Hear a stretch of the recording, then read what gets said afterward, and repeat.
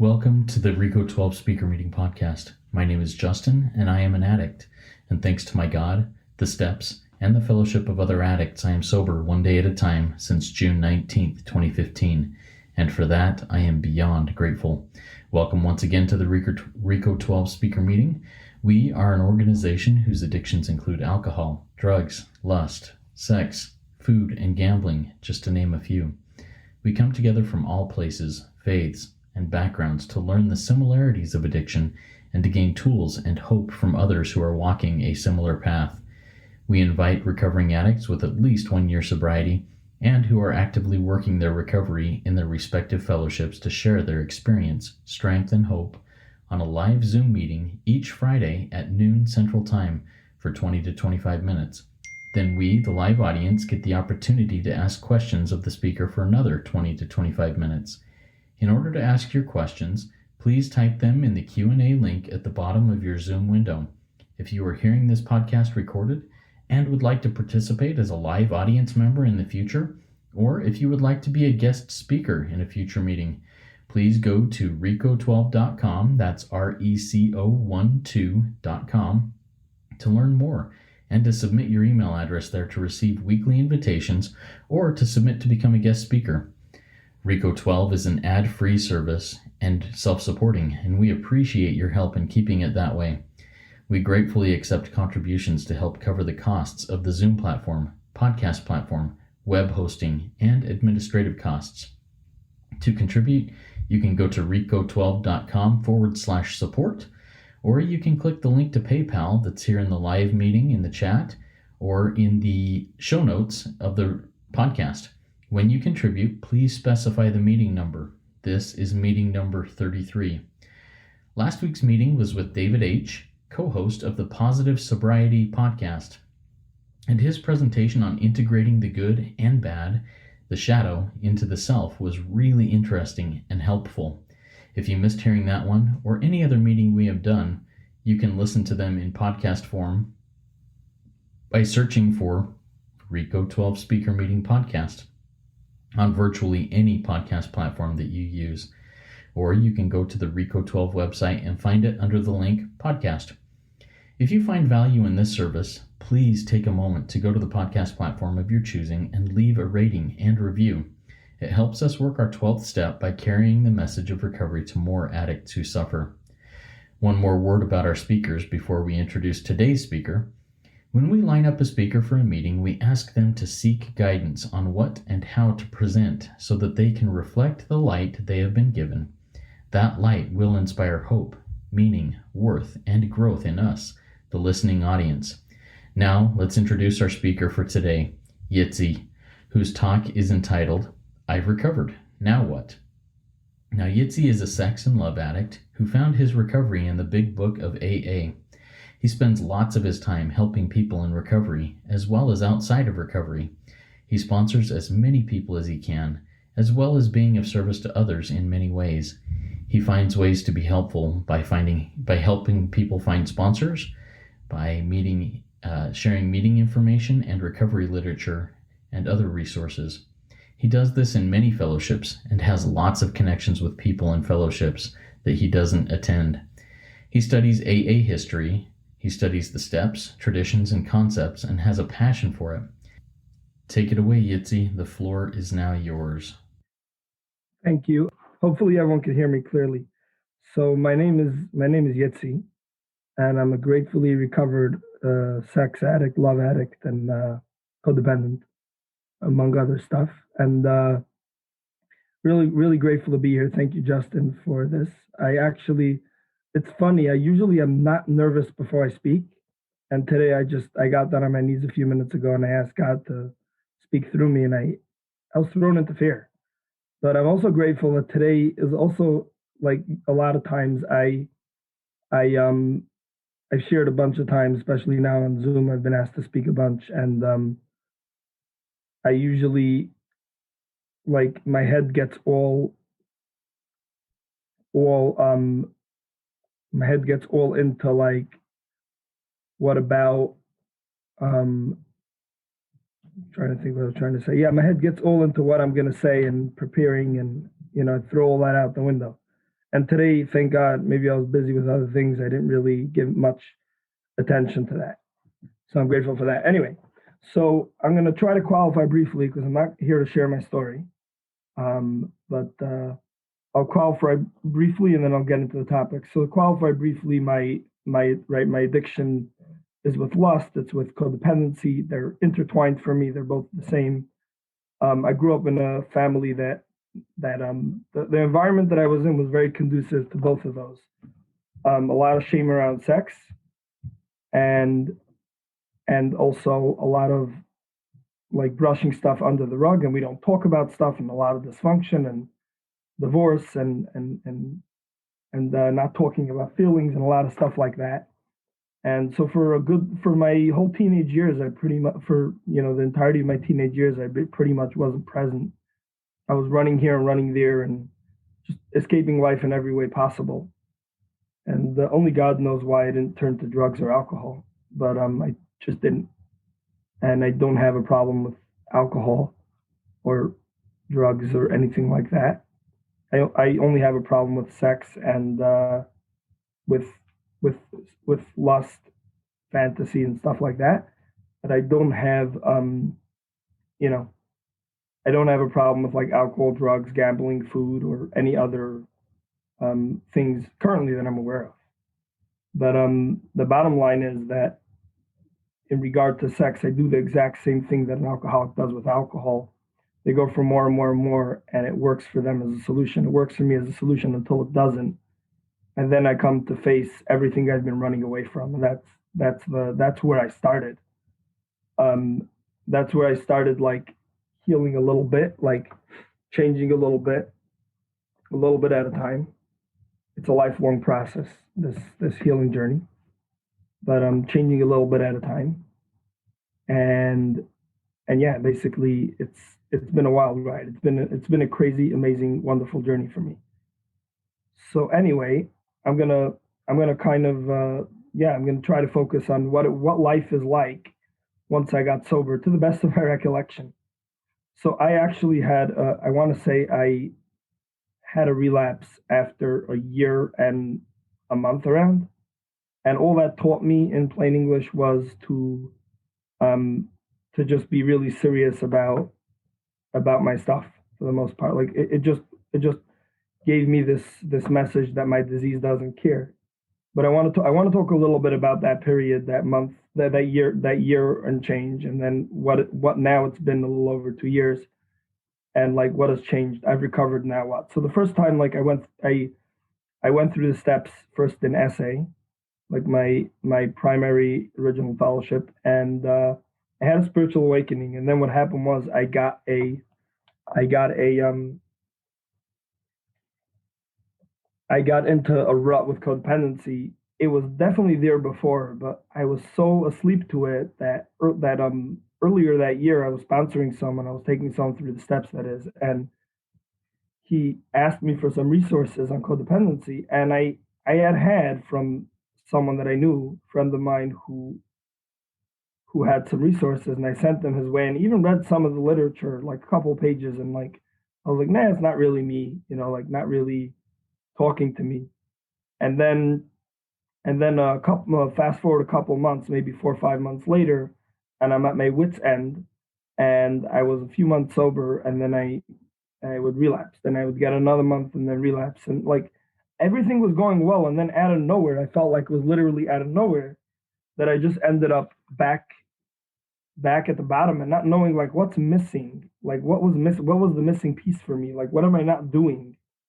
Am I not like am I not connecting with my higher power enough? Am I not connecting with God? Am I not going to enough meetings? Like I knew that like meetings isn't the solution, but it's a place where I hear the solution, where I could find someone to work with. Like I personally believe with my whole heart that my truth, not anyone else's truth, but my truth is that I recovered by the steps I took and not by the meetings I made. In AA, there are some people that say we recover by the steps we take and not the meetings we make. So I'm saying for me, I recovered by the steps and not by the meetings. But anyway, so I'll fast forward. So a friend of mine basically, pointed out to me that I probably have codependency, and and because I argue a lot and different things, I'm very heated in my attitudes about different things. And I was obviously the classic addict in denial. I said, no way, can't be. And I tried proving to him that I wasn't. And then at one point I was reading in the AA Big Book that it says, and this is where the shift happened for me. I was just reading this book about alcoholism, and I didn't think I was codependent, and I was in denial about my codependency. But sometimes the truth just seeps right in without me trying. That I find is the grace of God. That's what I think is the grace of God. That the truth just flows right into me. I'm not even willing to hear it. I'm in denial. I'm not even willing to hear the truth, but I was open to possibly something, and it just flowed into me that basically that maybe I am codependent. And the sentence in the Big Book on page 31 reads that by every form of self-deception and experimentation, they will try to prove themselves exceptions to the rule and therefore non-alcoholic or non-codependent. In my case, and I was like, holy crap, that's me. And I started that I was at like a convention, and so Saturday night I printed out a bunch of stuff from like codependency stuff, and I started reading it, like devouring it, and I found myself in every page and every paragraph. Whatever I was reading, I found myself there. And I was like, oh my God, I'm a codependent. And I went and I found a sponsor. I noticed I didn't say I went to a meeting because I've heard, I'm not trying to knock any meetings, but I've heard that the meetings in my area weren't focused on the solution. And so I decided to go get a sponsor. So I found someone who would sponsor me. And I also got involved in there were Skype meetings. I got involved in some of them as much as I could, as much as it worked out in my schedule with work and everything. And I started on my journey. And then after about 3 weeks, my sponsor said he's moving across the world and he will not be available for 3 weeks. And my response to him was, I need to recover now. Bye. Have a nice life. And, what it wasn't like, thankfully, I had enough recovery in me to understand that if the sponsor gets annoyed that I left him because he's not going to be available for 3 weeks, that's his problem and not mine. And I actually had a conversation, with a couple of friends about this morning, last night, about sponsoring, about different things. And the bottom line is that if a sponsor gets upset, that's the sponsor's problem. It's not the sponsee's problem. And hopefully the sponsor has their own program to work. So anyway, I found another guy, and he took me through the steps in about 3.5 weeks. And I'd already been through the steps. I'd already gone through the steps out of the Big Book in essay for my lust addiction. And I had already experienced the freedom, and then it was taken from me because when I got into that codependency rut, one just fed into the other.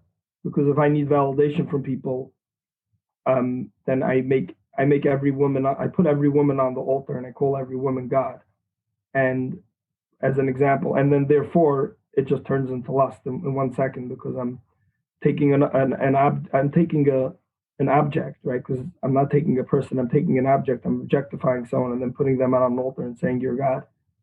So that's basically what happened there. And I went through the steps with that guy. In the middle of my fourth and fifth step is when I had those are the inventory steps where you share about your resentments, your fears, and your harmful conduct, including sex. And somewhere in the middle there, I had an awakening, and it took me we did it in 2 days in the course of 8 or 9 hours. And I remember I woke up the second morning, and a friend of mine, this was the first time it ever happened in my life that obsession was removed. And a friend of mine was texting me about something that was happening in current events in one way or another. And at some point, I just realized that he wasn't there to have a discussion. He was there to have an argument. And I'm like, I'm not interested in an argument. First time ever in my life that I said I never had an argument. This is my typical idea. I'll give one example. I was at a therapist, and we got into a heated discussion about something. And I'm not blaming me or the therapist or anything. And then I went home and I concocted a whole new version to the story about how I answered him and smarted him, and then he smarted me back and forth, and we're where they're arguing with each other the whole weekend, and then on Monday I see him again, and then I'm all angry and all pent up with rage, and he's like dumbfounded as like why this is. Like he doesn't understand where I'm coming from because he didn't have this thing play out in his head as I did in my head. So anyway, the bottom line is after I went through the steps, then so I stopped. It like shocked me. But like the big book of AA says in the promises of the 10th step, that I reacted sanely and normally, and it happened automatically. It wasn't something that I did or an action that I chose to do. It was just like it happened through me. Like, wait, this is me. It was like almost like an outside force was like guiding me as to what to say or what not to say, and to the ability to let go of that need to be right. And that was the first experience that I had with that awakening. And I went home and I remember I did something which is sometimes very controversial in 12-step room, which is I was barely sober and I was sponsoring. I was sponsoring that whole time from when I started working the steps in January of 2016 until when I actually got sober in, was actually, sorry, not January 2016. I meant to say November 2016. It's when I like finished the steps for the first time. And then I got sober. My original sobriety date was late July of 2017. And from then I started sponsoring. I remember my first 30 days, I was just raw. I didn't know emotions. I didn't know anything. I was just raw. At the end of 30 days, it's been a while since I'd been sober 30 days in SA.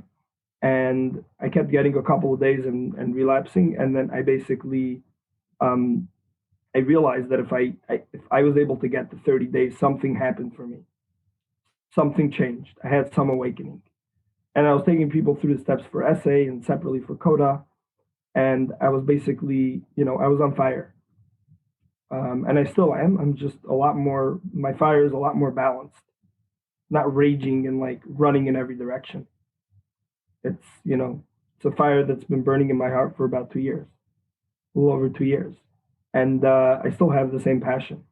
It's just a much more mature passion, a more developed passion. So anyway, the bottom line was I guess I got to that place over time where like I started facing other things. I started facing my own denial about religion and different things. I'm not going to get into that discussion, but it's been a journey with me with my religion. And the bottom line is today I practice it. It's been an up and a down. Today I practice it from a place of wanting to do it because I feel this is my connection. And like I'm Jewish and I happen to keep the Sabbath completely, and I don't struggle with it today. And over time, there have been struggles in those, even more recently. And now it's currently my day for my 11th step, my day for my meditation and quiet and connecting with God. And like to do anything to disturb that, like to desecrate it in any way, turning on a device or anything like that, is for me in my mind disturbing the silence that gift that I have. And it didn't come easily or naturally. It came with a lot of work, a lot of inventory, a lot of writing about this stuff and giving my selfishness in regard to religion up to God. But anyway, I was about 4 or 5 months sober when someone suggested that I look into dating, and you sound very mature. You sound like you got your stuff together. And I started looking into it, and then in meditation, this question came to me: do I have what to add to someone else's life?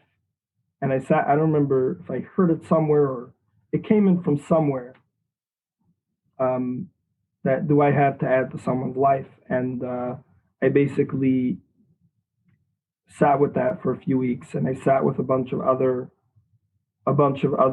questions and fears around being married and being in a relationship, because I'd never been there before, and I pretty much didn't know what to expect. And I remember I was going to a therapist then, and I came back to him a couple of weeks after we had that initial discussion, and I'm like, I just realized something, that nothing's happening right now in respect to dating, and I'm okay, and that tells me that I'm ready, because it doesn't matter to me if it's happening or not. And in short, I'm going to get to it more, but that's been my attitude currently, because currently I'm still like in the dating zone of like dating different people and like figuring stuff out. Although I've been in relationships, which I'll get to, but I haven't lost that serenity of that time back then when I told that therapist like everything's just perfectly okay. When it's the same to me if it happens or if it doesn't happen, it doesn't matter to me. So basically, what happened was, so I went out with a few people, and then the third person I went out with, we went out on a few dates, and then she asked me if she said let's just stay friends. I don't know if it's going to work out, and then a few months later she asked me out again, and she told me that the reason why she asked me out again is because she's not, she dated someone else and she realized the difference between me and that other guy, that I had something that he didn't, which is that I was very open about my emotions. Because thanks to recovery and thanks to therapy, I've been able to become more in touch with my emotions. Now I'm still an emotional baby, which means to say I'm still learning a lot about my emotions, still learning about what they mean and how to process them and everything like that. But I'm definitely growing in that area. I'm definitely aware and growing in that area. So anyway, we started dating again. I actually went away for the summer. I was working in a sleepaway camp and would speak at night. And, we weren't, I wasn't where she lived. So I asked her if we can, talk over the summer. And if it works out, we'll meet up after the summer. And that's what we did. We'd speak almost every night for a couple hours after I finished work. And it was a good way to decompress for me. And it's basically, at that point I wasn't going to therapy. So the interesting thing that happened was I have a friend who's into who does like different kind of recovery coaching and healing in different ways, and she offered me 6 free sessions of like some kind of model that she was doing, some kind of coaching model, which was really really transformative. And like my first couple of weeks in that relationship, when we started actually dating in person, she was very very helpful in that journey. Like it gave me what I needed. It took me over the edge. And then basically, I'm going to speak for a minute briefly about about the about this girl and how I told her about recovery on our second in-person date after knowing her already for those 2 months. And like there was a lot of prayer. And my rule with dating is I don't go on a date before meditating for at least 10 minutes. Besides whatever meditation I do generally, like meditation has been a stronghold in my recovery. I made a joke to someone last night that I'm obsessed with this guy named Anthony DeMello, because I own 14 of his books, and there are probably more that I don't own, but I've read most of them, besides the ones that I just got this last week. But like I read it and reread it and just take it in because it really speaks to my soul. This stuff really speaks to me and really helps me be more compassionate, pause more throughout the day, and not be so rash in my thinking and my emotions. And his perspective into things has really, really helped me in an amazing way. Now, I'll also just make this disclaimer that since mentioned before that my experience is the big book. I mean, the big book says in the 11th step that there are other helpful books, and I use the big book in my meditation every day, and to do what it says there, and then I open other spiritual books and study them and kind of take that into my day. And I'm not here to talk about meditation. I spoke about meditation a while ago, actually on a similar podcast. But basically, I'm gonna go back. I'm gonna go back to the story because I just mentioned meditation, so I brought that up because I have a very strong passion for meditation. It is giving me the ability to have a quiet mind, even when there's seeming chaos all around me. To have silence within noise. I'll just throw one random idea around that. One experience that I had a while ago, I work with like special needs children. I worked with a kid that was autistic and low functioning, and we were in a car together, and he was like yelling and shouting, and someone else was taking care of him. like another person that was taking care of him, and I didn't have to take care of him. So I sat there while he was screaming for about 10 minutes in peace, meditating during his screaming and crying. And that was a really cool experience. Just I like kind of shut out all that noise and I didn't hear anything of it. I just was sitting in my thoughts and just in peace. Anyway, try to wrap this up. So I told this girl about my recovery, and it took her a while. And when she came back to me after she processed it, I gave her a number of a therapist, and I gave her a number of a woman in the spouses fellowship in case she wanted someone to speak to. And then she had two concerns. One was about relapse, and one was, if you're so busy with God, how are you gonna have time for me? And she explained to me later that her dad was very into like going to study, the Talmud and God's law, and then wasn't emotionally present for the family because he was always going out to study. So that's where she was coming from. And I told her, well, there are no guarantees with this, but my firm and sincere belief is that if I continue doing this work that I do on a daily basis and continue to grow, that there's a good chance I will stay sober a day at a time for the rest of my life. And the second thing about God, I said, God comes first, but if that means that if I need to wake up at 5:30 to go to a meeting, work with the sponsee or whatever else that I need to do, I'll do that. And I won't take that time from you. I'll make sure that we have the time that we need. Like, you're going to be God's first in this relationship, but you're going to be the close second. And we were in a relationship for about 5 months. It didn't end up working out for various reasons. And the bottom line was that I went through what my therapist told me later was just a healthy way of grieving. I didn't go into any codependent obsession about her or in any way. The relationship was maybe immature on some level, looking back at it without judging myself. But the relationship was immature, but it wasn't codependent. It wasn't like clingy. It wasn't obsessive. It was just a healthy relationship. And in regard to and then it's been a wild ride since then, and I can understand why they say in the 12-step rooms not to date before the first year, and the joke is that no one knows because no one's ever tried it. But because they don't listen, people don't listen to suggestions, which is why they say that the 12-step rooms are not a cult, because in the cult people listen to what they're told to do what they're told to do.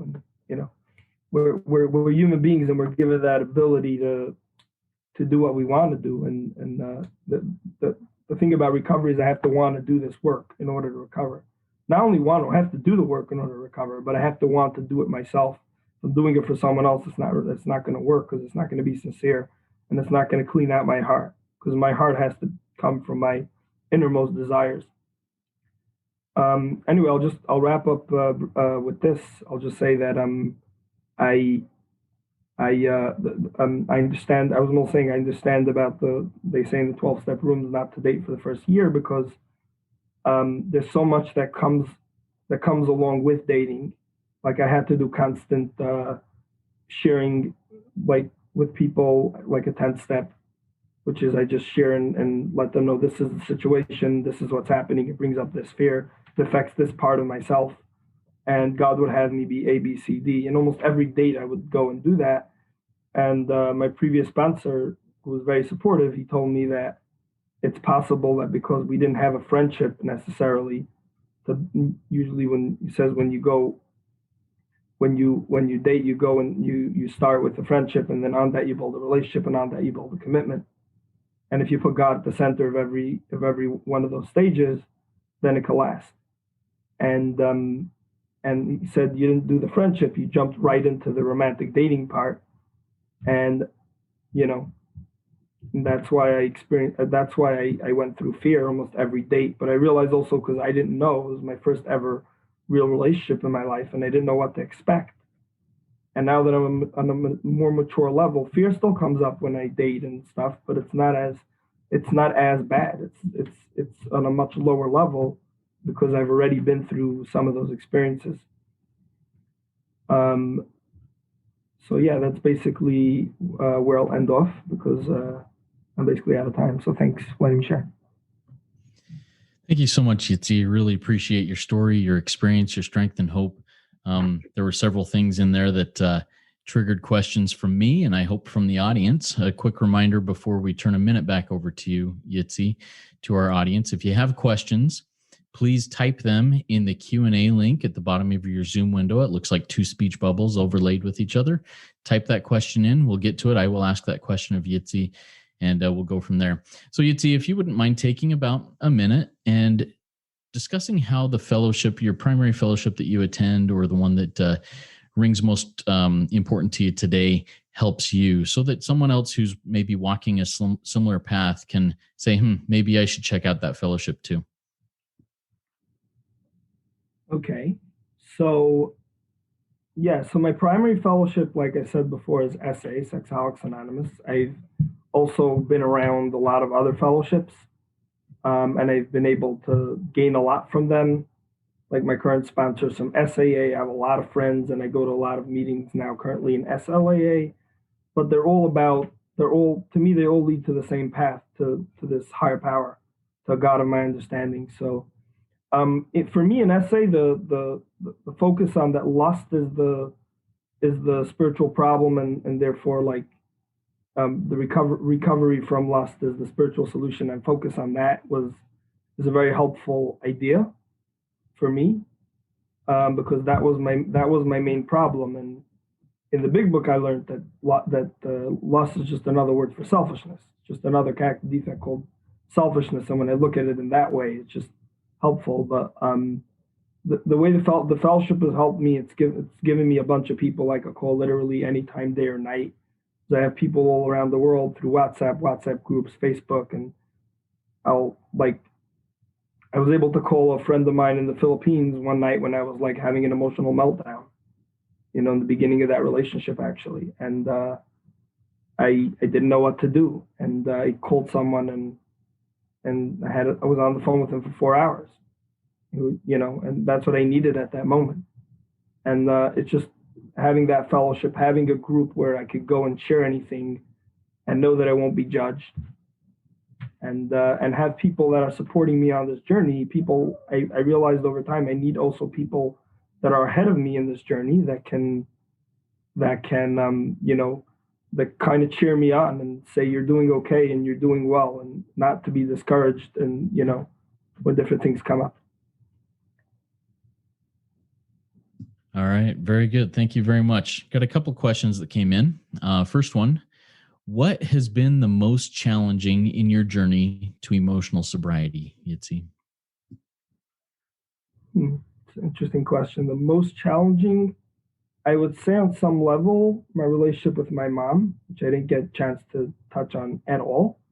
But my mom is someone who really tries, really doesn't know better, and she does try to connect, but she doesn't realize how much of her subtle ways, or not so subtle ways, of trying to control me were harmful to me. And I had to learn how to place boundaries and take an emotional step back. Like one of my friends described it as like I had an emotional enmeshment with my mother, where I depended on her for almost everything. Where fast forward to now, where I'm living on my own for a number of years already, and I don't take a penny from her. And I usually don't go to her for advice unless it's something I think she has experience with. But I do share, like, I'll just share one more thing. I do share with her more over time. It's been that I do share with her certain things about my life, but I won't go into major detail for the most part. Awesome. Thank you for sharing that, Yitzy. Another question that's come in says, "Hi, Yitzy. I have been in the program for 2 years only, slowly starting to get recovery. I have met a girl that I like, and she likes me. We've only spoken twice on the phone. Do you think it may be a good idea to date her and do recovery at the same time? I like her a lot, and so if I leave a year, she would highly likely meet someone else as she is on a marriage site." A little bit more on this. I am currently fantasizing about her, and I told her 2 days ago I need time to do some spiritual work. Do you think it would be okay to contact her in 4 to 8 weeks? I don't want to leave it too late. Sounds like we got some relationship advice they're asking for. What do you think, Yitzy? Yeah, so I don't. I will say it's something to bring up to probably a sponsor or a higher power. I did mention the beginning of my share. I did say that for me, I had to sit with that question of am I in a position to add to someone's life? Because hopefully that's what dating would be, dating toward the purpose of marriage, and having the ability to add to someone else's life. And if I don't have that ability, then it doesn't matter how much I like the other person, it probably won't last, or it'll last and will be a terrible experience.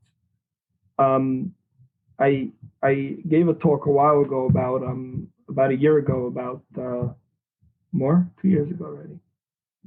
No, I don't know, but I can't count.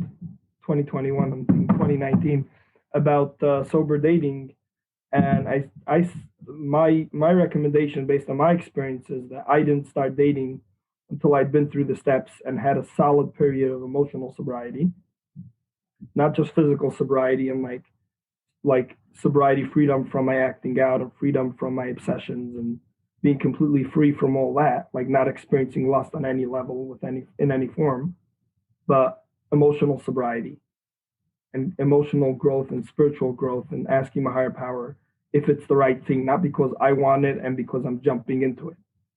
So that's so my experience. That's my experience, and so I would recommend like I said before. They say it's a year. They say a year of sobriety. I would say a year of sobriety is not to me is not really the buffer. The sobriety time is not the buffer. The buffer is having been through the 12 steps, having had a spiritual awakening, and then asking that higher power to show me if I'm ready. Um, at that point, if I've made amends, do I see the harm that my that the things I had to make amends for caused, and like, do I know who I am right now based on my inventory? Do I know who I am, and do I want to bring that into a marriage, or do I want to continue to maybe work on myself a little bit more and develop a little more spiritually so I can have what to give?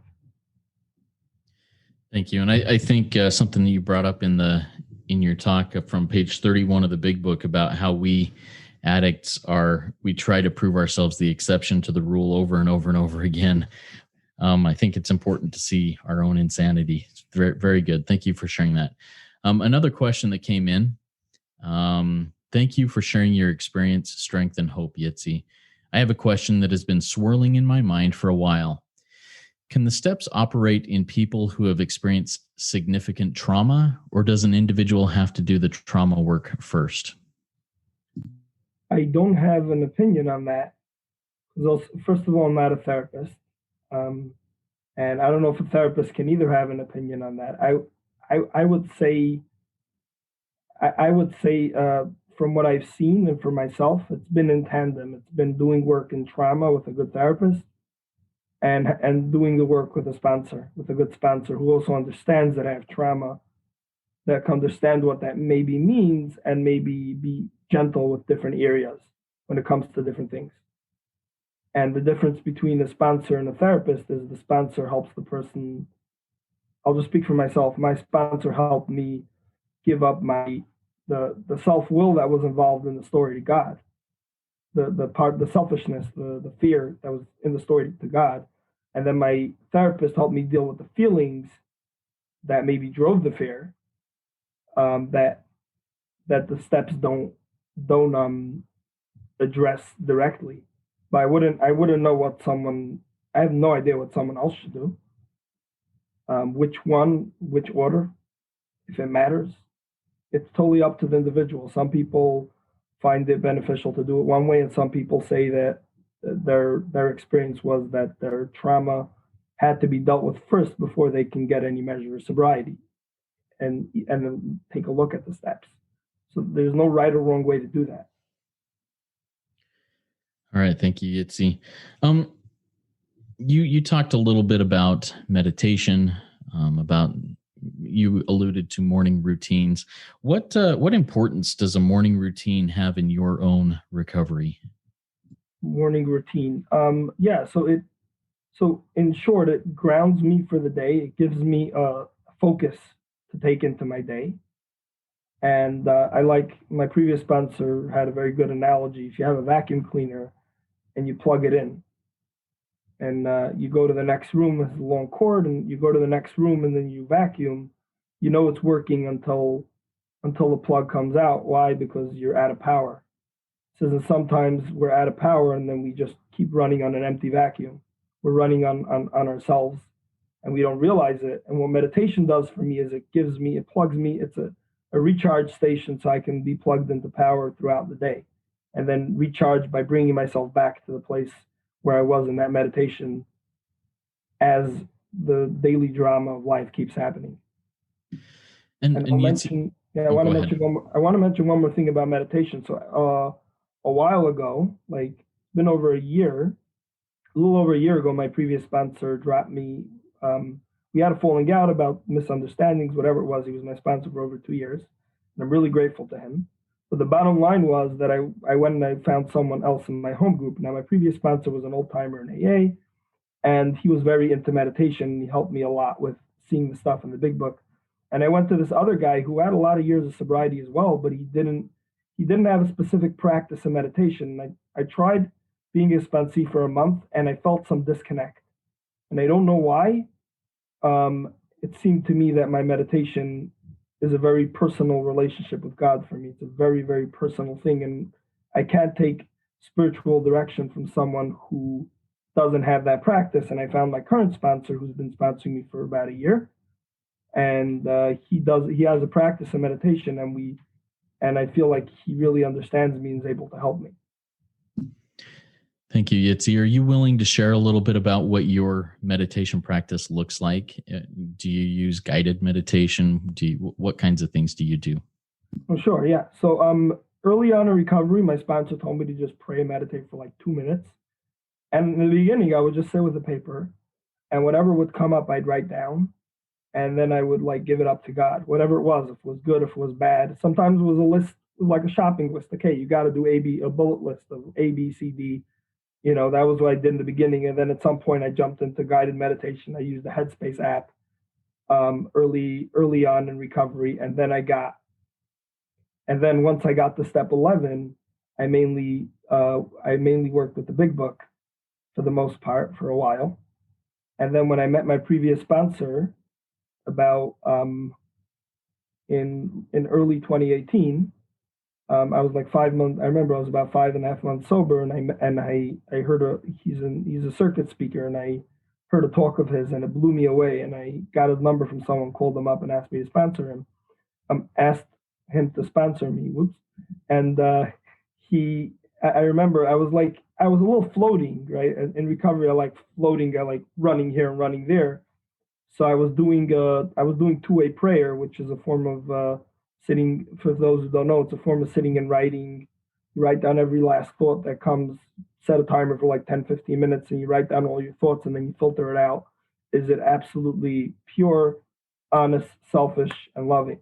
Unselfish and loving, which is the four absolutes of purity, honesty, unselfishness, and love. Right? Filter it out, God's will versus self will. And if it doesn't fit all, if it doesn't match all four, then then I discard it. And sometimes stuff come up. Oh, you got to make amends to this one. Call this guy, stuff like that. And I was doing it for a couple of weeks, and then I called my sponsor, and I spoke with him, and he asked him if he has any recommendation on books with meditation, and he said, he laughed and he said the big book, and he sent me a talk of his that he did on prayer. He showed me first how to do it, and then he sent me a talk on how to do it, which basically is a 12-part. It's 12. He took the directions of the big book and split it up into 12 parts, and how to focus simply on each part, and in meditation. And after 12, do it for a week. And after 12 weeks, you're doing all 12 parts, and it's not overwhelming, and it takes 7 to 10 minutes to do it. So on a regular day, if I have the time and I wake up on time and whatever, I'll currently sit for about 10 minutes and do that and focus on those areas that in the big book that talk about meditation. And then I'll open up one of the books of Anthony DeMello, usually storybooks, and read a couple of stories. He says to read a couple of stories and then take them in and chew them, eat them, or yourself, so to speak. Like one of my favorite stories about why it works. So the students, he says that the students once asked the master, "You tell us stories, but you don't reveal the meaning to us."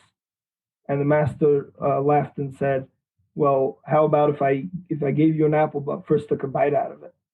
You know, you got to first eat your own fruit." And for me, that's what it's been. It's been a lot of like mulling over these stories and sitting carrying the story for weeks until one day I'm in a situation where I see it through the light of that story. And sometimes it's just a joke and it's confusing. What does he even mean? What's the spiritual message behind it? And it's been a very interesting journey with understanding the way to look through life with those stories.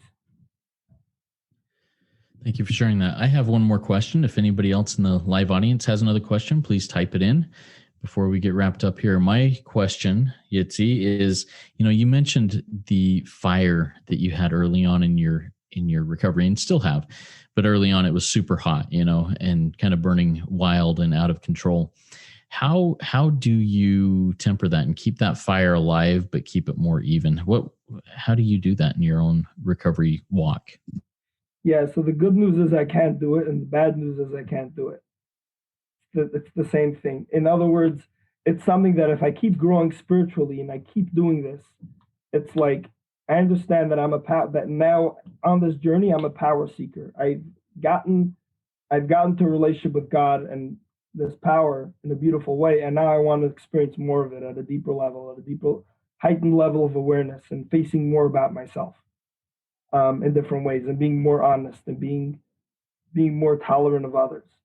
And so in regard to that fire, I remember a while, like it was a bit over probably 2.5 years ago, I sponsored someone for codependency. He was an old timer in another fellowship, and he's like, he was telling me something about, you're on fire. It's like, how long do you think it's going to last? And whatever, we spoke maybe like 3-4 months ago, maybe a little longer by now already, maybe April. Wow, that was a while. And I jokingly told him that fire is still not, it's still burning in me. And if I understand that I'm a power seeker, and every single morning I got to plug into that power, and it's not that I'm just powerless over lust or sex or this or that. It's I'm without power in any area of life at all unless I turn to God. And because if not, my fear takes over, and I just can't cope. So in short, my whole the whole of my experience has just been that it's just something that evolves with spiritual development, with letting God hack away at my character defects. But then again, when I was new to sponsoring, I had a very different approach than the one I have now, that develops over experience. And I see meetings differently. I see everything differently. It's a different outlook, a more, like I said before, a more mature outlook on things. And it just keeps evolving, and hopefully it'll probably continue to grow. But because there's still ways for me to go. Awesome. Thank you. All right. We have one more question that came in from our live audience. He says, how can I tell if I struggle with codependency? And that's a question I was actually going to ask earlier too. So thank you for asking that.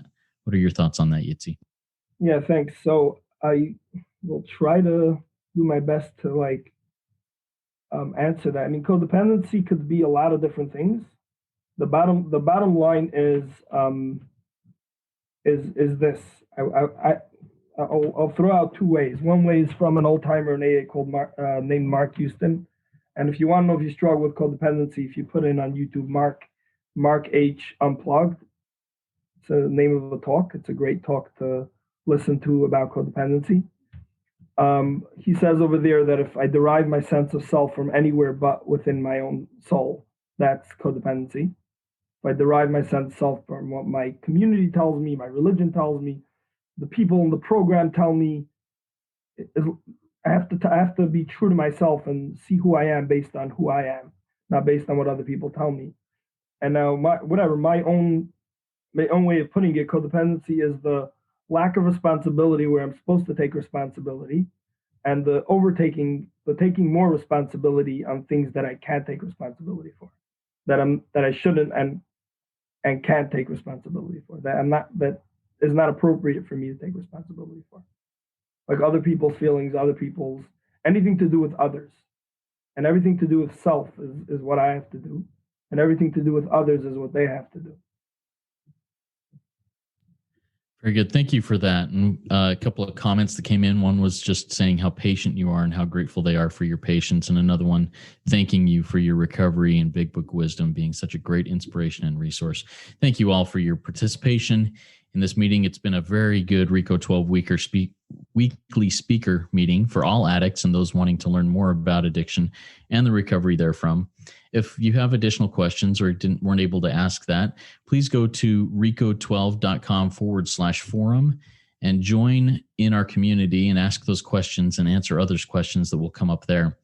I invite the audience to come back next week. If you have not yet gone to RECO12.com, that's RECO12.com, and submitted your email address so that you can get on the weekly list for the invitations to come out, please go do so you can join us live each Friday at noon Central Time. Now, to close us out, Yitzy has asked that we close out the meeting and launch into our day with the 7th step prayer, and he's happy to say that himself. So I'm going to turn the floor back to you, Yitzy, to close this out with that 7th step prayer. Thank you. The 7th step prayer, if anyone wants to follow along, is in the AA Big Book on page 76 in the second paragraph.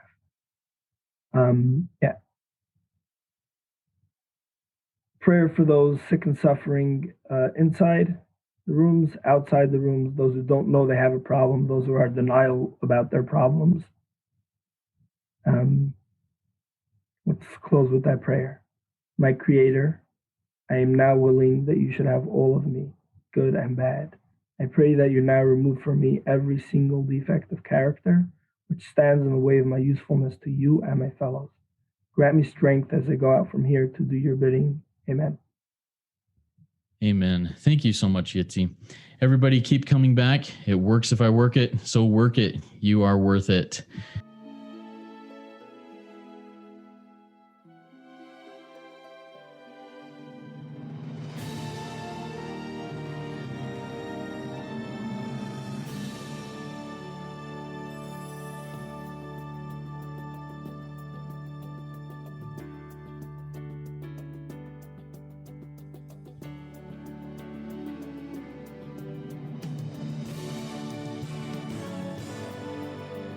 Standing still a moment, carving out this time, reflecting on the landscape of this life of mine.